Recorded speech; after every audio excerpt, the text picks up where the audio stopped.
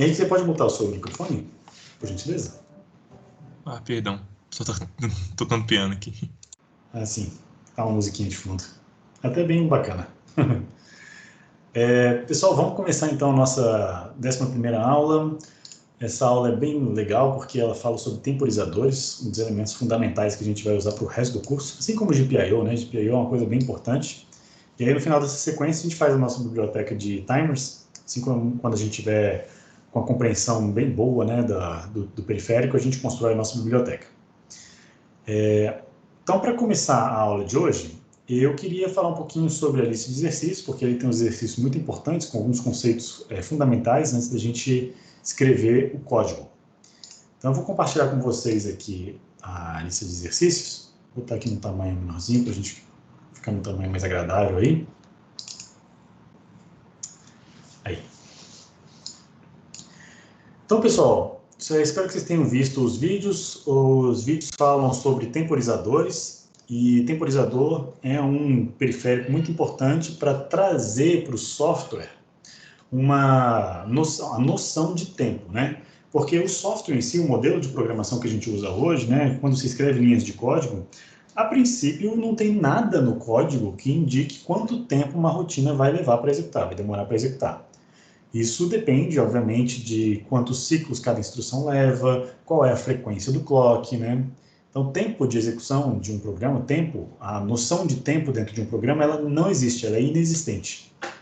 O timer é um periférico que traz essa noção de volta para o programa. Então, a gente consegue fazer, né, contar tempo, ou então aguardar um período de tempo, ou então contabilizar quanto tempo leva um determinado procedimento, usando um temporizador. Então, o temporizador ele é curioso porque ele é um dispositivo que fica, assim como o GPIO, é um dispositivo que é independente do processador. Uma vez que o processador programa ele e bota ele para rodar, ele fica rodando, mesmo o processador fazendo uma outra tarefa, né? Mesmo que o processador esteja fazendo uma outra tarefa. E aí, mais para frente do curso, quando a gente vê interrupções em modos de baixo consumo de energia, muitas vezes a gente vai fazer o seguinte: já que o microcontrolador só executa algumas tarefas eventualmente, periodicamente, né, no tempo, a gente vai setar, né, configurar temporizadores para contar tempo e vai desligar até o processador. Então, o processador vai ficar desligado para economizar energia, e aí quando der esse tempo, o processador vai acordar, vai ligar, e aí ele vai executar uma tarefa que tem que ser executada de maneira repetitiva. Então, esse é um dos princípios fundamentais que a gente vai ver mais para frente, que torna, né, esse microcontrolador um microcontrolador muito atrativo para quem quer fazer e desenvolver um sistema embarcado de baixo consumo de energia. Esse recurso não é exclusivo do MSP430, ele tem nos AVRs, né, da família Arduino, tem lá nos microcontroladores da STM. Inclusive, os microcontroladores da STM, eles consomem menos energia do que os MSPs no modo de baixo consumo. Só que no modo ativo, o MSP consegue consumir menos, até porque o clock, né, a frequência de funcionamento dele é menor. Mas, enfim, vamos aqui aos nossos exercícios. A gente viu que o temporizador ele é composto por 3 elementos. Um elemento que é a referência de tempo, o contador e um comparador. Então, para começar o nosso bate-papo aqui, eu queria falar sobre o primeiro elemento de tempo, que é a referência de tempo. O primeiro elemento, né, que é a referência de tempo, isso. Então, nos nossos exercícios, eu vou sempre considerar somente 2 referências de tempo. Apesar da gente ter até 4 escolhas lá no nosso temporizador, eu vou sempre levar em consideração aqui 2 referências. O que eu chamo de A-clock, ou clock auxiliar, que é um clock de baixa frequência, que roda em 32.768 Hz, que também é o número 2 elevado a 15, que é o número potência de 2, né? 32K. E um SM clock, que vai estar em 2 elevado a 20, então cada potência de 10 é 1 kg, né? Então isso aqui é como se fosse quase 1 MHz, na verdade é um pouquinho mais de 1 MHz, dá 1.048.000, deixa eu botar aqui na calculadora, porque eu não sei de cabeça, mas 2 elevado a 20 dá 1.048.576. 576 Hz. Então, esse é um número quebrado, tá? Se a gente configurar o sistema de clocks, se a gente não configurar nada no clock do MSP, esse é o clock padrão que está nesses clocks aqui, esse valor meio esquisito aqui. Mas se você configurar o clock, você consegue estabelecer valores bem precisos, como, por exemplo, exatamente 1 MHz, né? 1 milhão de hertz exatamente preciso, né? Então, dá para fazer isso, e é interessante até ter um clock que é potência de 2, e é interessante ter um clock que é potência de 10, como 1 milhão. Mas, nesse caso aqui, por enquanto, como a gente ainda não aprendeu a configurar o sistema de clocks, isso a gente vai aprender lá no final do curso, é inclusive um conteúdo opcional, né, adicional, que eu coloco no final, a gente vai usar esses dois valores aqui. E aí eu pergunto, né, qual é o valor máximo do CCRN e do TR, né, dos comparadores e do contador do timer, né? Isso aqui, o TR é o registro do timer, é o contador em si, e o CCR é o comparador, né? Qual é o valor máximo que eu consigo colocar nesses registros? E a resposta é simples, né? Se são registros de 16 bits, então, se são registros de 16 bits, o máximo é 2 elevado a 16 menos 1. 65 mil e cacetada, que eu não sei de cabeça, vamos ver aqui. 65.536. 65.536. Então, esse é o máximo 535, né? Porque é 536 menos 1. Então, esse é o valor máximo que eu posso colocar nesses registradores aqui. Mas isso não tem nada a ver com o tempo que ele pode contar.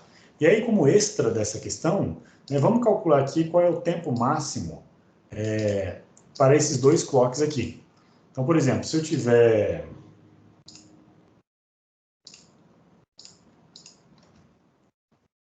período máximo considerando a clock, vai ser o quê? Eu tenho que considerar o passo de contagem do clock. O passo de contagem é quanto tempo ele leva para contar 1 mais 1, né?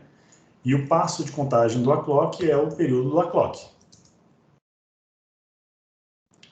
Nossa, ficou ruim esse coisa aqui, né? Deixa eu botar só assim, ó. Qual que é o período máximo de clock? Então, é o período de clock multiplicado, né? Vou botar assim, qual que é o tempo máximo? Porque aí fica período, fica parecendo que é repetitivo, né? É o período do clock multiplicado por...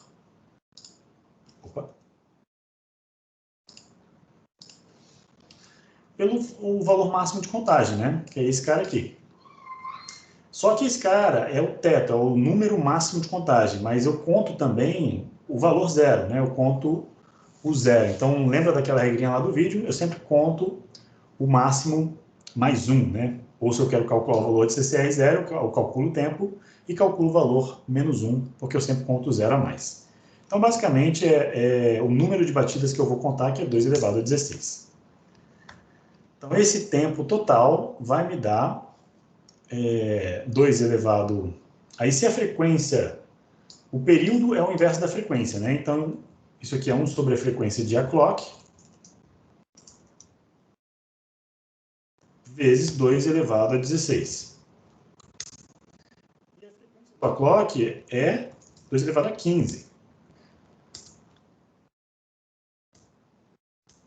Então, isso aqui me dá 2 segundos. Então, eu só consigo contar com uma clock, no máximo, até 2 segundos se eu não fizer nada. E o mesmo pode ser feito para o SM Clock, SMCLK. Vocês que fizeram aí os exercícios, postem aí no chat para mim quanto que deu esse valor aqui. Quem não fez pode fazer agora e aí posta aí no chat para a gente, vamos ver. Então, para o SM Clock, né?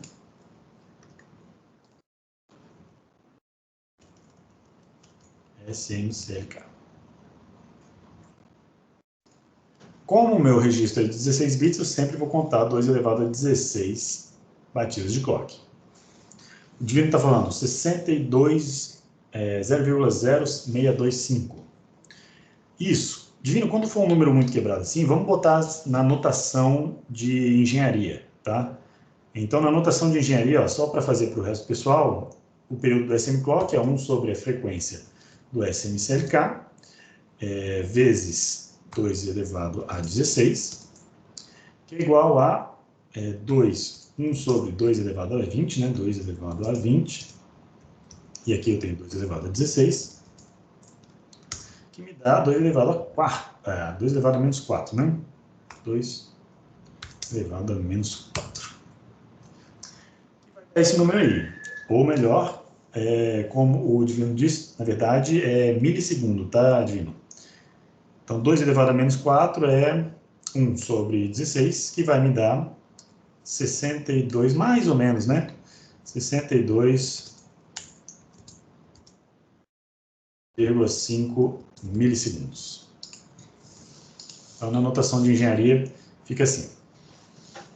Então, isso é bastante interessante, né? Uma coisa que eu comentei lá no vídeo. Existe um claro compromisso aqui entre o passo de contagem e o tempo máximo que eu consigo contar. O passo de contagem do SM Clock é muito menor.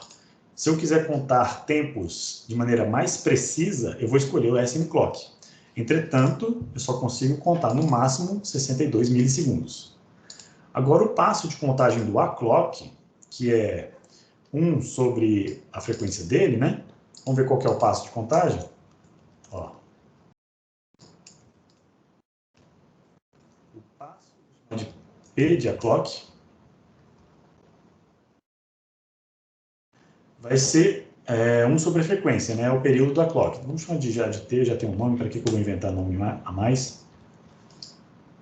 O passo de contagem é o período do clock. Então, o período da clock é 1 sobre 2 elevado a 15, que vai me dar, então, elevado a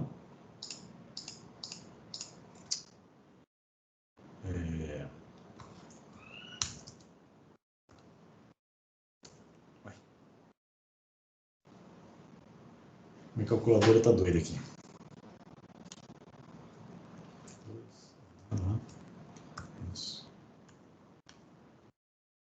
Esse calculador aqui é muito ruim.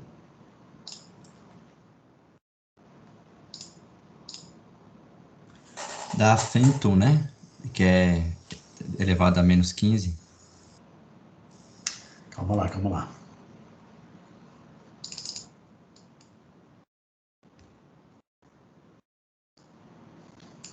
Então, deu 30 microsegundos, mais ou menos, 30,5 microsegundos.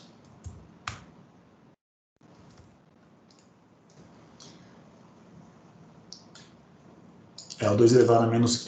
você está pensando em 10, né, Lucas? Mas aqui é potência de 2. Então, se fosse 10, né, ia ser realmente fento. Mas aqui é potência de 2, então a conta ela é... Você pode aproximar, se você quiser, ó, cada potência de 10, cada 2 elevado a 10, é quase 1000 na potência de 2, desculpa. Na potência de 2, cada 10 dá quase 1000, né? Então, é como se fosse 10 para 3 aqui. E aí, você pode dizer, poxa, se esse número é maior que 10, com certeza está ali entre os micro e mili, porque eu já tenho 2 elevado a 10 aqui. Mas eu prefiro calcula, dá uma olhada lá na calculadora. E, ó, gente, o Caio também botou aqui uma potência de menos 5, que eu não gostaria que vocês usassem, eu gostaria que vocês usassem notação de engenharia, tá? 10 elevado a menos 6, menos 3, menos 9, menos 12, né? Sempre de 3 em 3. Que aí você consegue escrever as suas notações de mili, micro, nano e pico. E aí o período do SM Clock, que é 1 sobre 2 elevado a 20, vai me dar aproximadamente... É fácil de calcular, né? Porque se a cada 10 é 1000, então esse aqui é 1 sobre 1 milhão, que dá mais ou menos 1 microsegundo. É menos que 1 microsegundo, né? Se você calcular isso, você vai ver que 1 sobre 1.048.576 vai dar lá o seu 0,95 cacetada, né? Então dá quase 1 micro, dá aproximadamente 1 micro. 0,95, igual o Caio Mostrou aí, perfeito, Caio, exatamente. Então, o que eu quero mostrar aqui é o compromisso. O passo é 30 vezes maior, mas eu conto 30 vezes menos tempo, né? Então, tem esse grande compromisso aqui que eu acho importante a gente salientar. E aí, quando você quer calcular o valor, né, do registrador para dar um determinado tempo, você tem que lembrar da regrinha lá do vídeo, que o valor, né, N, número de contagem, número de passos que eu preciso contar, é sempre o maior tempo pelo menor tempo. Então, vai ser o tempo que eu quero contar, 1 segundo. Vamos botar aqui de maneira genérica, é o tempo total que eu quero contar, dividido pelo passo de contagem, que nesse caso aqui é o período do A-clock. Então, o tempo total é 1 segundo, dividido por passo de contagem, que é o período do A-clock, que é 2 elevado a 1 sobre 2 elevado a 15. Então, botando de outra forma, porque a frequência é muito mais fácil de pensar, é a frequência do A-clock multiplicado pelo tempo total, multiplicado por 1 segundo.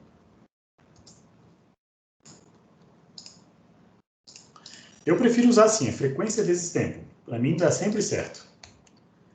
E aí a frequência, como ela é 2 elevado a 15, então 2 elevado a 15 vezes 1 vai dar 2 elevado a 15.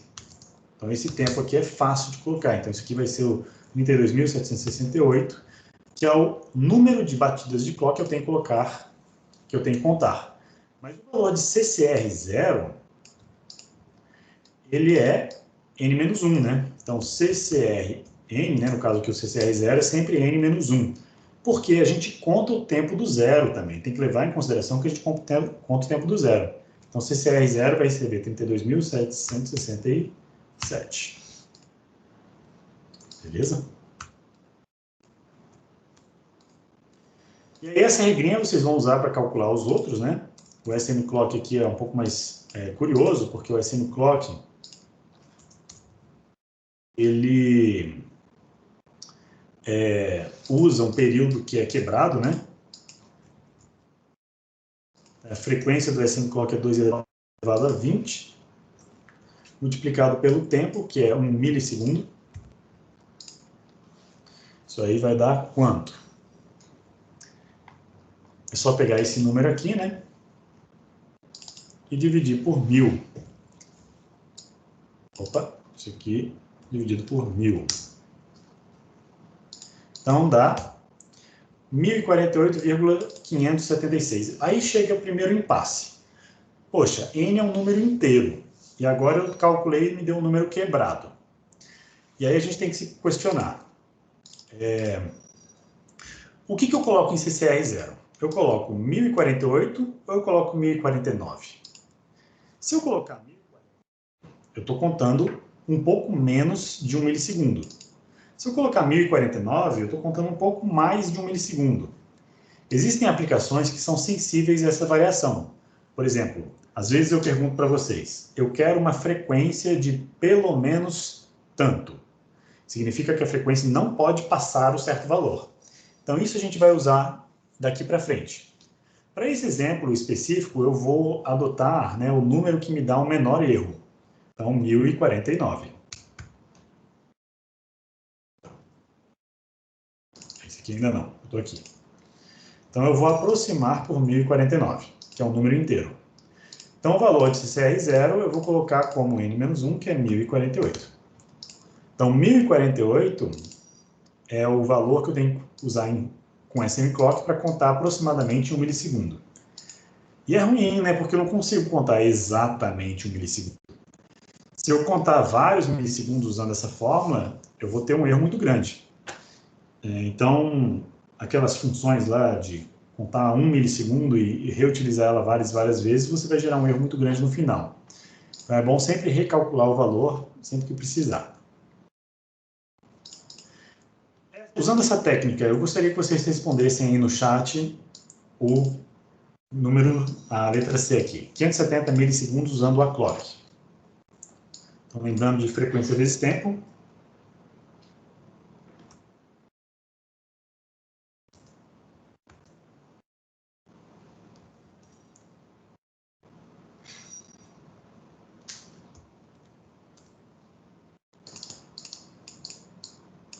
Qual o valor inteiro que vocês acharam aí?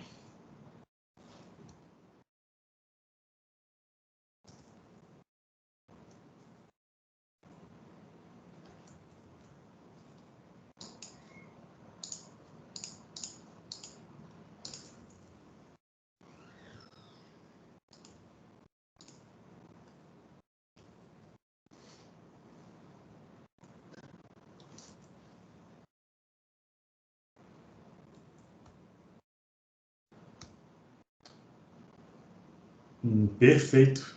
Não, é menos 1, né? Tem que lembrar do menos 1. Ou você aproximou? O que você fez?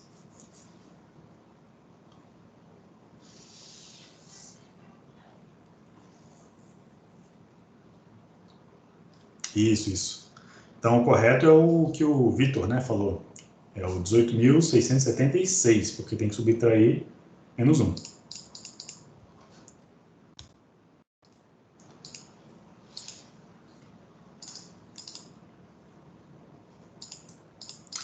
Não, assim, a gente não vai falar que existe um valor exato aqui, porque a gente está trabalhando com números inteiros. O Vitor está perguntando assim, é redonda ou não? Então, vamos fazer esse aqui com mais calma, porque esse aqui também vai dar um número quebrado. Então, o valor de n vai dar o tempo, 570, vezes...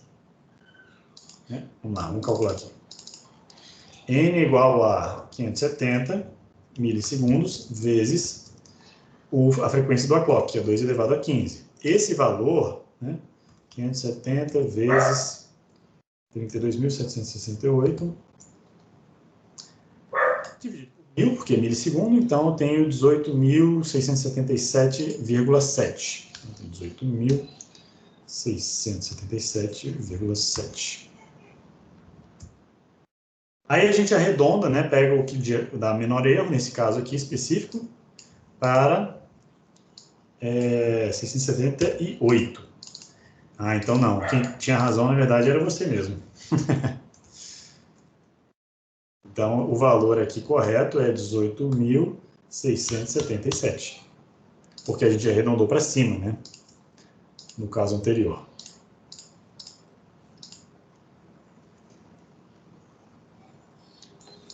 Esse aqui é o menos 1, que dá esse cara. Beleza. Então é isso. Aí esse cara aqui, então só para terminar, 273 vezes 2 elevado a 20.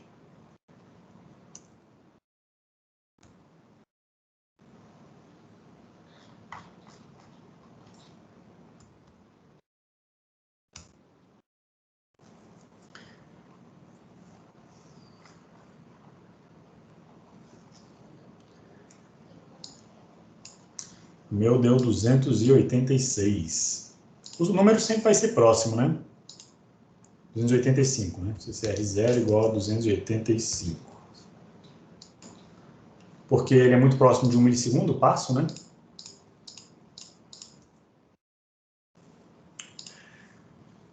Aí, vamos lá. Agora vamos à segunda parte, que é os temporizadores, eles têm divisores do clock de entrada. Divisor da frequência do clock de entrada. Então, o clock de entrada, vou mostrar aqui na documentação oficial. Vou abrir ela aqui primeiro.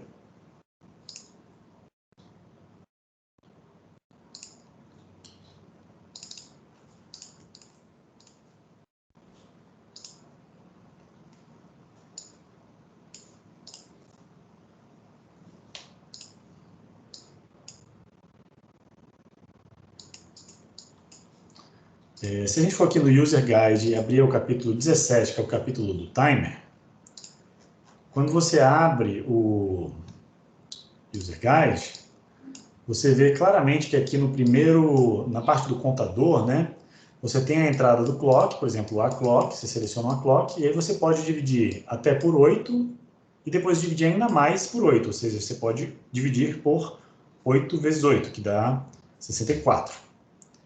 Então, isso aqui é bastante interessante para diminuir o ritmo de contagem e permite você alongar mais o tempo de contagem se você quiser. E aí eu pergunto assim, usando o divisor ID, ID e X, até quanto tempo eu consigo contar com a clock e a semiclock?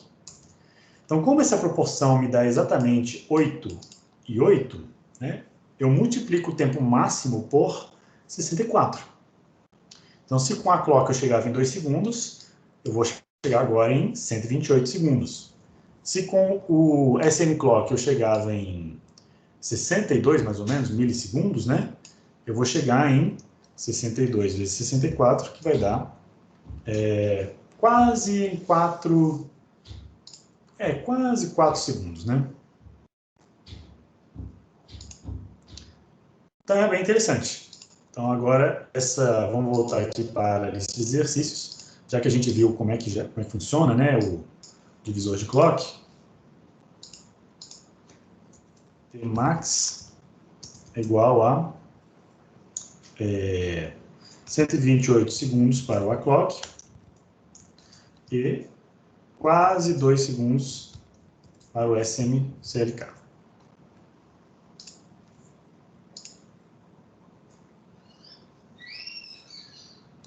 Esse aqui eu vou deixar vocês fazerem em casa, né, para a gente poder passar para a aula prática. E essa questão 5 aqui, alguém conseguiu fazer, porque ela é uma questão, acho que bastante interessante aqui. A questão 5, a questão 4, ela é legal porque ela dá liberdade para você escolher qual é o clock, né? Então, escolha o clock mais apropriado para contar, por exemplo, 10 segundos. O que você acha que é melhor? O A-clock ou o SM-clock? O A-clock, você consegue contar exatamente múltiplos de 2 segundos, né? Se você usar o divisor lá, você consegue chegar, por exemplo, o máximo é 2 segundos. Aí, se eu dividir por a frequência do clock por, sei lá, por 8, eu vou chegar até 16. Então, eu consigo usar o A-clock para contar 10 segundos. Mas eu não consigo contar 10 segundos usando o SM-clock. Porque nem usando os divisores de frequência do clock, a gente viu aqui na questão anterior, que eu não consigo usar o SM-clock aqui. Já o microsegundo, né, esse valor aqui é menor do que o passo de contagem do A-clock. Então, aqui eu não consigo usar o A-clock, eu só consigo usar o SM-clock. E nesses outros dois aqui, vocês vão ver que vocês podem escolher ou um ou outro. Um vai te dar mais precisão, enquanto o clock mais lento vai te dar uma melhor eficiência, ou seja, ele vai contar o mesmo tanto de tempo, só que com menos batidas de clock, o que se traduz em menor consumo de energia. E aí depende, é claro, da tua aplicação, se você quer muita precisão ou se você quer minimizar o consumo de energia. Então aí fica Professor, a escolha. Oi. será que o senhor poderia explicar essa parte do divisor, que eu fiquei um pouco confuso? Ok.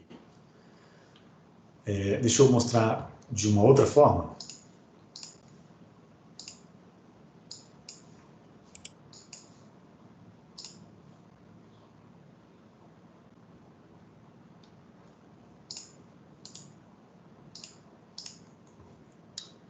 Então, o clock, deixa eu tentar aqui desenhar. Eu estou sem a minha canetinha, minha esposa está usando o Surface, mas então vou fazer no mouse mesmo.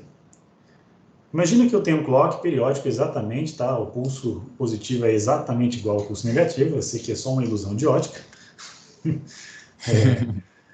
Aqui, se eu tenho um divisor de clock, né? Por exemplo, eu passo esse clock aqui por um divisor da frequência de clock, que é nada mais, nada menos do que um contador. Esse contador, a gente vai colocar ele um valor, por exemplo, se eu quero dividir por 2, eu vou contar, a cada 2 batidas, eu vou contar uma batida do meu clock, eu vou alternar o meu clock de saída. Então, se eu tenho um flanco de subida, eu vou alternar a minha saída do meu clock. Então, olha só, se um clock tem aqui, deu um flanco de subida, eu alternei. No próximo flanco, eu alternei. No próximo flanco, eu alternei. No próximo flanco, eu alternei. Então, usando essa lógica aqui, né, eu consigo diminuir. Você percebe que aqui eu tenho o período T, aqui eu também tenho o período T, novamente isso aqui é uma ilusão de ótica, esses períodos são exatamente iguais. E esse tamanho aqui, ó, é 2T. Então, o período da frequência de saída, ela é 2 vezes maior do que o período da frequência de entrada. Isso faz com que o sinal de saída a frequência seja 2 vezes menor do que a frequência de entrada. Então, ele é um divisor na frequência. O que faz com que o meu clock, né, ele conte mais lento na questão do timer. Então, ele divide a frequência. Ele divide a frequência, exatamente. Perfeito. Ou ele aumenta, né, o tamanho do passo de contagem. Ficou claro, Beleza. professor? Obrigado pela pergunta, sem dúvida é algo que gera dúvida mesmo. Então aqui, como eu falei, aqui só dá para usar SM Clock, e aqui dá para usar os dois. Nesse caso aqui, o trade-off é consumo versus precisão de contagem.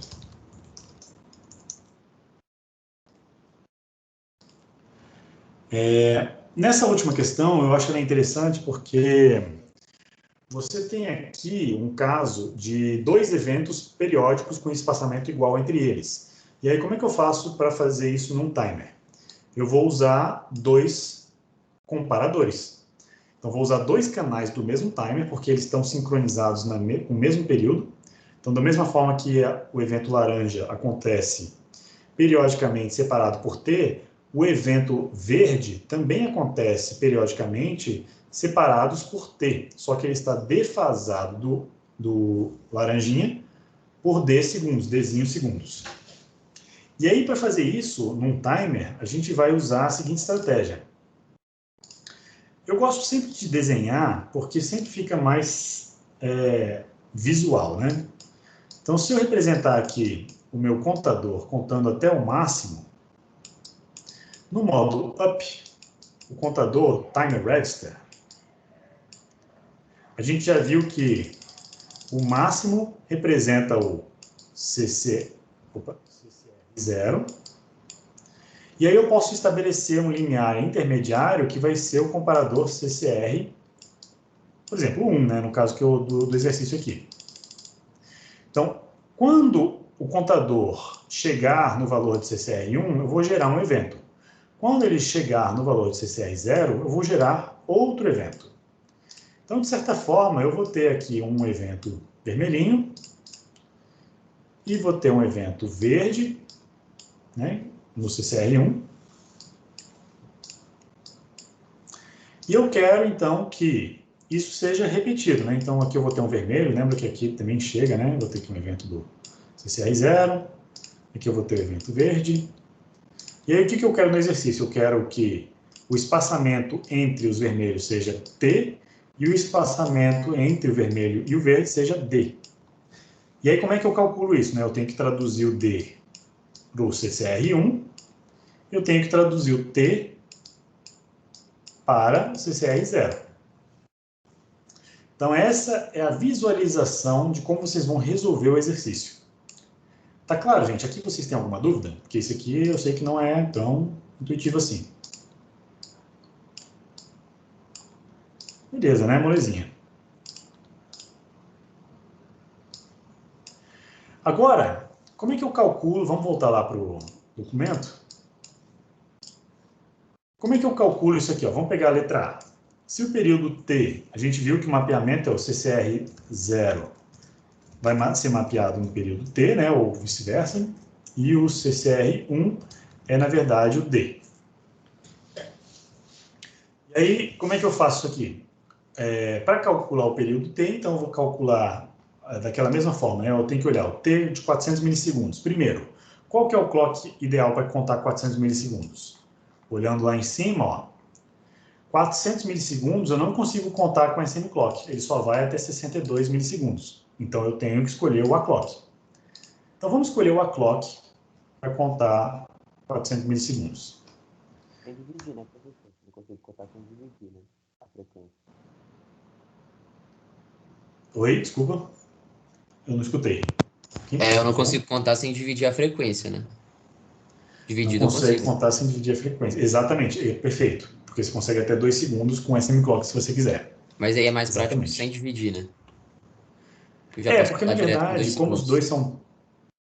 Exatamente, Como os dois são potências de 2, quando você divide, você não está ganhando nem perdendo precisão. Você só está fazendo um se tornar o outro, né?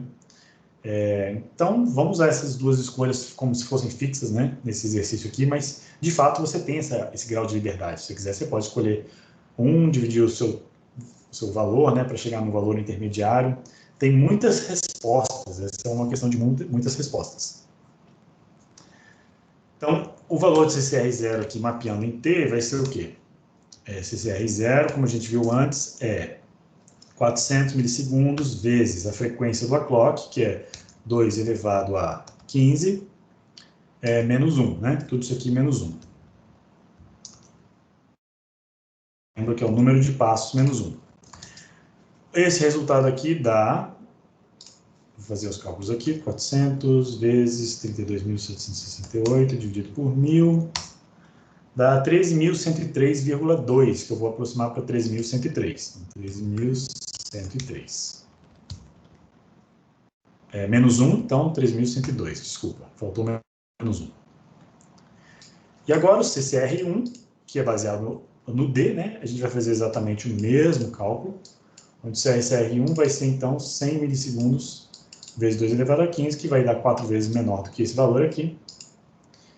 Então, 100 vezes 32.768, dividido por 1.000.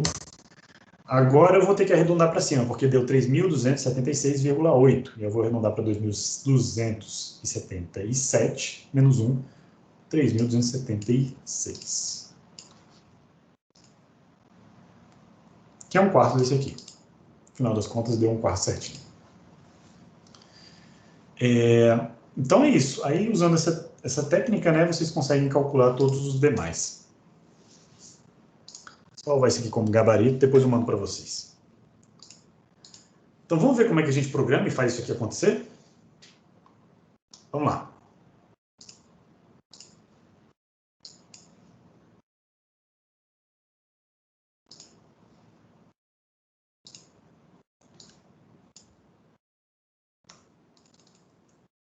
Então agora, gente, a partir de agora, eu estou sempre pegando o meu projeto anterior, copiando, colando, gerando uma nova pasta e já estou carregando as minhas bibliotecas que a gente desenvolveu nas últimas aulas. Então a gente vai sempre incrementando bibliotecas adicionais aqui nessa pastinha.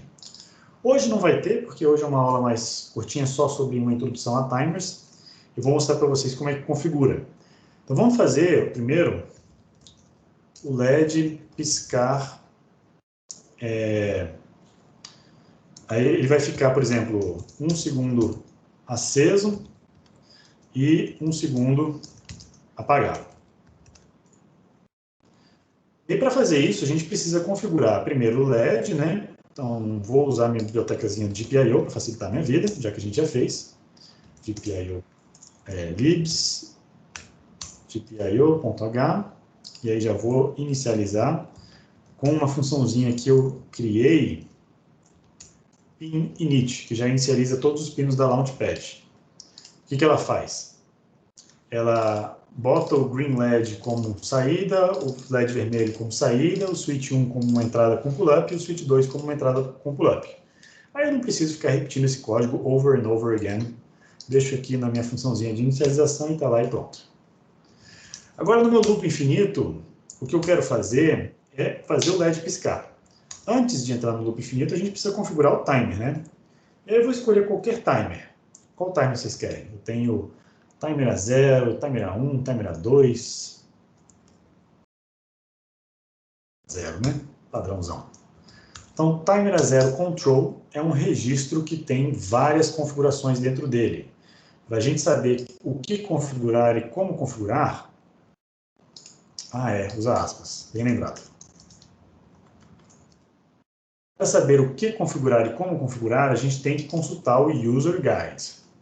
E a gente vai no User Guide, ó, eu sempre gosto de abrir essa abinha lateral aqui, e aí você vê aqui, ó, no capítulo do Timers vai ter, eu recomendo, né, claro, sempre, eu já li, mas eu quero que vocês leiam o capítulo, né, deem uma olhada nesses diagramas, etc, etc. Mas eu vou pular direto para a parte final, que são os registros de configuração do timer. E nos registros de configuração do timer eu quero TA Control, que é o registro que configura o contador. No registro que configura o contador, eu estou interessado em saber o que eu preciso configurar aqui para que o meu timer conte 1 segundo. Bom, 1 segundo eu consigo obter com o aclock. Então eu vou usar o Source Select, né, o TA Source Select, para escolher o A-Clock. Então, Source Select ele pode ter vários valores. Pode ter o valor 0, 1, 2 ou 3. Então, para escolher o A-Clock, eu tenho que botar nessa posição aqui o valor 0, 1, né? Então, 0, 1 aqui. O Input Divider, eu não vou colocar nada, vou usar o clock padrão, porque 1 segundo eu consigo contar com a clock padrão. O modo de contagem vai ser o modo up. Cadê o modo up?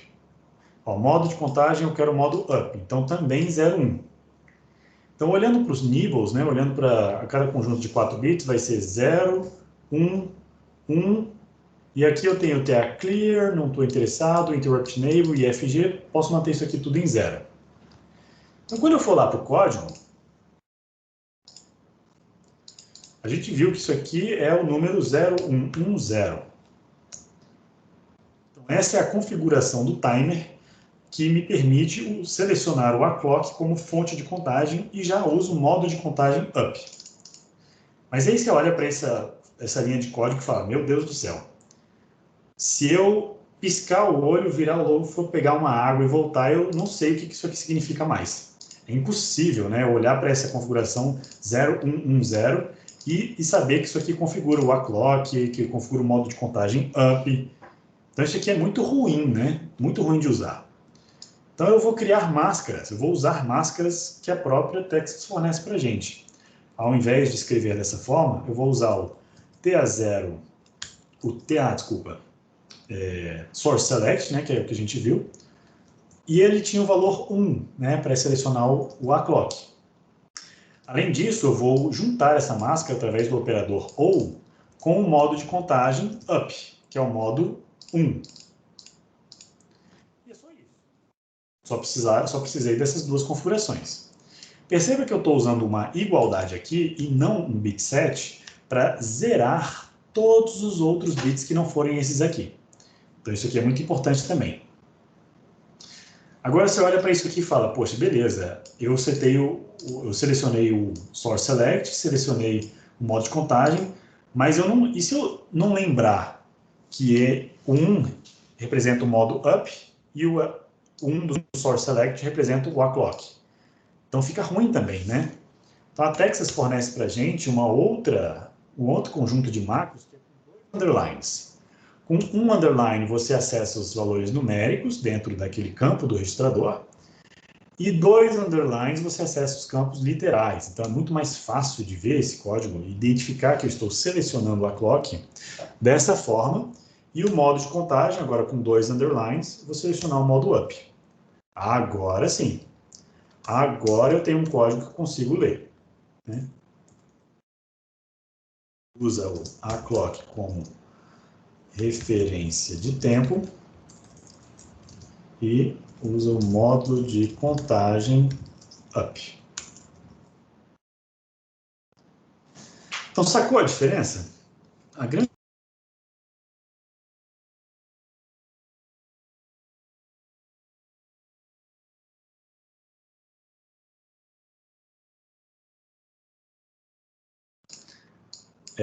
saí sem querer, desculpa que eu cliquei no botão de sair. Voltando aqui.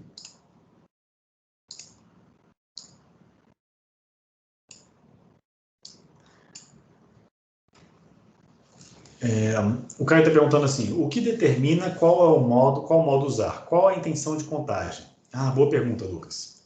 Então, de fato, né, você está perguntando por que a gente está usando o up, né, e não o modo contínuos e não os outros modos.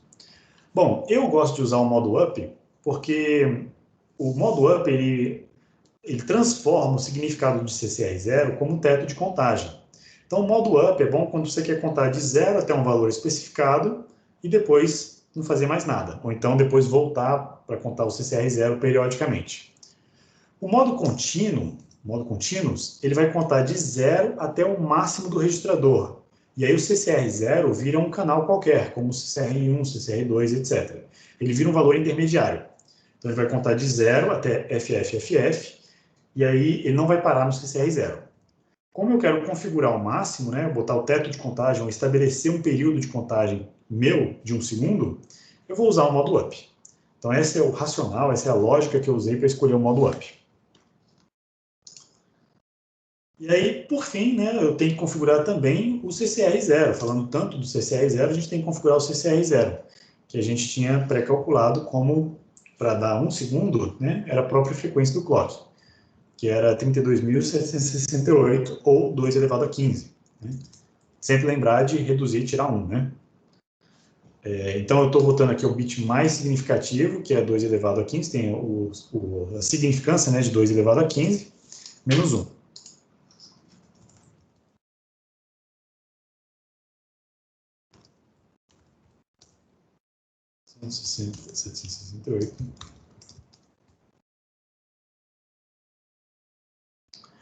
E aí vamos usar agora esse timer para fazer o LED piscar. Ah, eu já tinha aqui. E aí para fazer ele piscar, olha só, na hora que eu dei o modo up aqui, o timer já começou a contar. Setei ele para o teto de contagem, então ele está lá contando, e agora eu tenho que esperar ele chegar no teto de contagem.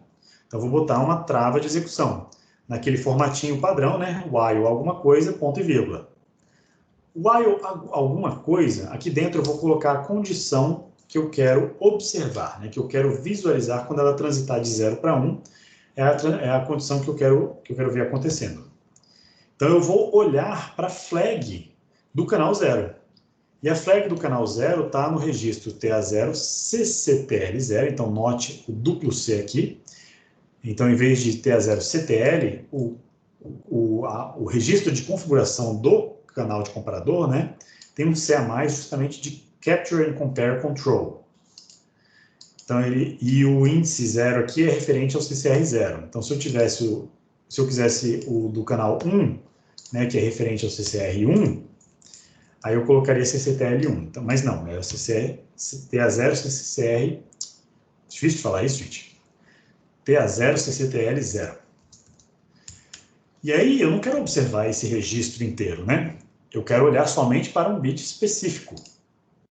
Cada comparador tem uma flag, exatamente. Olha só, se eu olhar aqui no User Guide e pular novamente para o registro CCTL, no registro CCTL eu tenho muito mais coisa do que a configuração do contador, né? A gente vai estudar elas aos poucos, mas por hoje eu estou só interessado nessa última aqui, ó, do bit menos significativo, que é o CCIFG. O CCIFG é o Capture and Compare Interrupt Flag, e ele vai para 1 quando tem uma interrupção pendente, ou seja, quando o contador chegou no limiar estabelecido por esse canal. Então eu quero observar esta flag. Para fazer isso, no código, eu tenho que então filtrar apenas esse bit. Então, eu vou, no meu TA0 CCTL0, eu vou filtrar através de uma operação E bit a bit apenas o CC e FG. Então, essa condição, né, enquanto o CC e FG que está dentro deste registro aqui for 0, essa expressão toda vai ser 0. Quando o CC e FG que está dentro desse registro aqui for 1, esse 1 com esse 1 vai virar 1 e essa condição vai ser verdadeira. Então, se eu quiser travar enquanto essa flag não estiver em 1, eu tenho que botar um não aqui, né? Para fazer o 0 ir para 1 enquanto ela não chega no limiar que eu estabeleci. E aí eu vou esperar e vou fazer um pin... A gente precisava de um pin toggle, né? Ia ficar mais interessante. Então, vamos fazer um P1 out, vou alternar aqui, depois eu vou incrementar com a nossa biblioteca com um pin toggle lá. Bit 0, vamos alternar o LED vermelho, né? Só que olha só, se eu não fizer nada com essa flag, ela vai ser setada uma vez, o LED vai acender e eu vou verificar se ela está ativada. E ela vai estar ativada ainda. Então, essa trava de execução não vai executar mais e esse código aqui vai ficar executando alucinadamente. O que eu tenho que fazer é zerar essa flag imediatamente depois que eu detectei que ela foi para 1. Então, eu vou zerar ela, fazendo um TA0 control, zera, bit clear, do CCIFG. Então, espera CCIFG ir para 1, zera a flag, aquele mecanismo do carteiro, né? E alterna o estado do LED. Nossa, já está na hora, final da aula. Vamos ver se isso aqui funciona?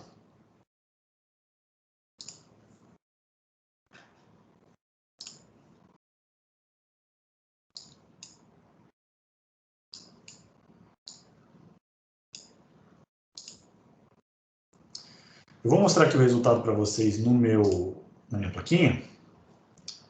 Cadê o... câmera? Olha só, está aqui o LED. Ele está piscando aproximadamente, né, 1 segundo em aceso, 1 segundo apagado.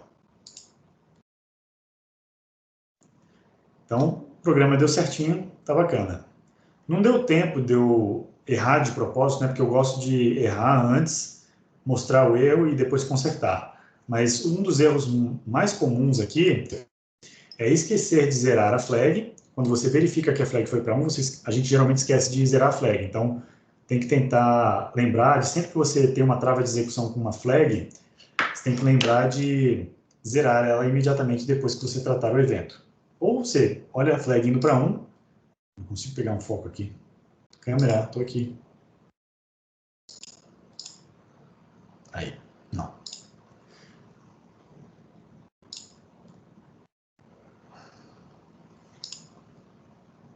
Aí, pronto.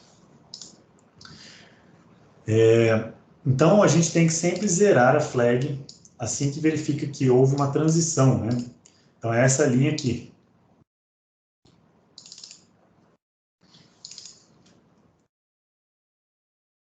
Essa linha é muito importante, a gente costuma esquecer ela. Eu sei que esse conceito aqui de trava de execução olhando as flags, às vezes complica pela nomenclatura, né? Mas conforme a gente vai evoluindo no curso, essa semana e a próxima, a gente vai sedimentar bem o uso dessa nomenclatura e eu vou realmente treinar com vocês, né? Como que funciona esses números aqui, né? Como é que a gente usa corretamente esses números.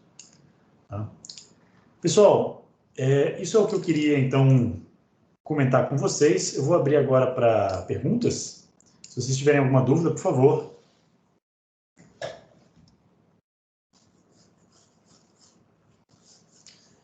A parte de timer é bem interessante, né? Você vê que o código em si, ele ficou pequeno, né? Foram ali 4 linhas de código, de fato, que eu escrevi para fazer 2 para configurar, mais 2 ali para verificar a flag e destravar.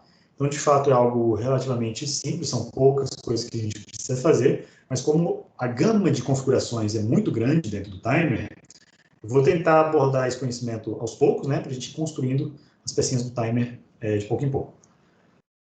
Não hesitem, tá? Se vocês tiverem dúvidas, por favor, me mandem. E aí a gente vai tirando elas conforme o curso for avançando. Professor,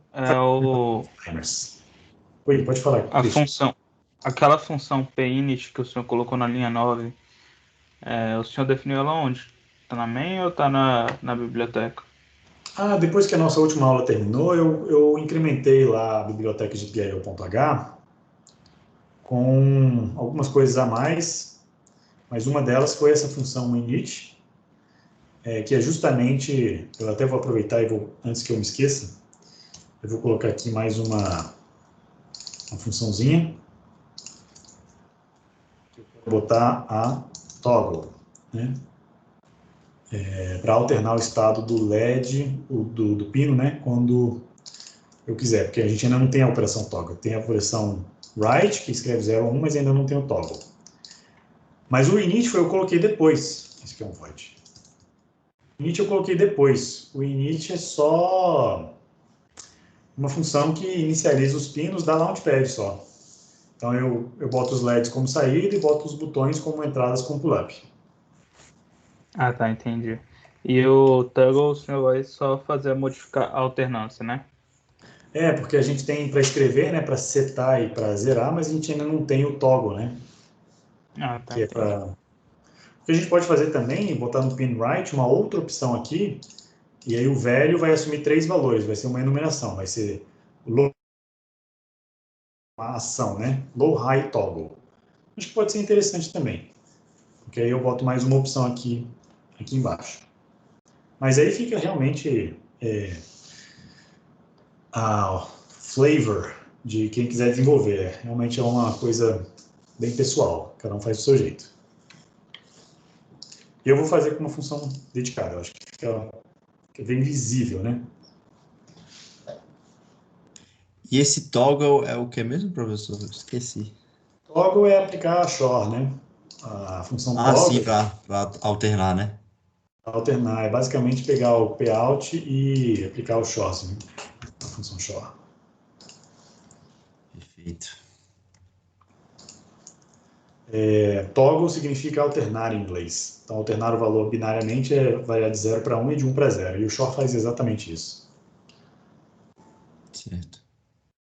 O senhor pode voltar lá na main? Só para eu dar uma olhadinha na aula 11. É só aí mesmo. Então, olha só, duas linhas para configurar o timer. Seleciono o clock, modo de contagem, coloco o tempo de contagem, quando você quer contar, e tem uma trava de execução aqui. Então, coisas interessantes aqui que a gente já pode ir refletindo para a próxima aula. Que tal uma função para configurar um timer, né, para um determinado tempo? Você passa o tempo, ele calcula automaticamente qual vai ser o clock que ele vai usar e qual vai ser o valor do CCR 0. Mas você passa em função de tempo, e não de números de batidas de clock, né? Isso aqui, uma hora vai ser difícil de visualizar. E outra coisa interessante para a gente fazer é encapsular essa trava de execução aqui numa função. Talvez uma função inline, para não precisar ficar entrando e saindo de função, mas pode encapsular numa função. Então, timer wait ou timer wait FG, alguma coisa desse tipo. Beleza, pessoal? Professor, eu queria te pedir um favor, mas a questão de configuração, aí se o senhor puder, eu falo com o Manda. senhor depois que o senhor parar a gravação. Ah, tá. Qualquer coisa me manda no privado, tá? Se precisar também. Vou... Ah, que bacana, ele faz a animação aqui do joinha. Tá bom, gente. Então, vou fechar aqui, vou parar a gravação.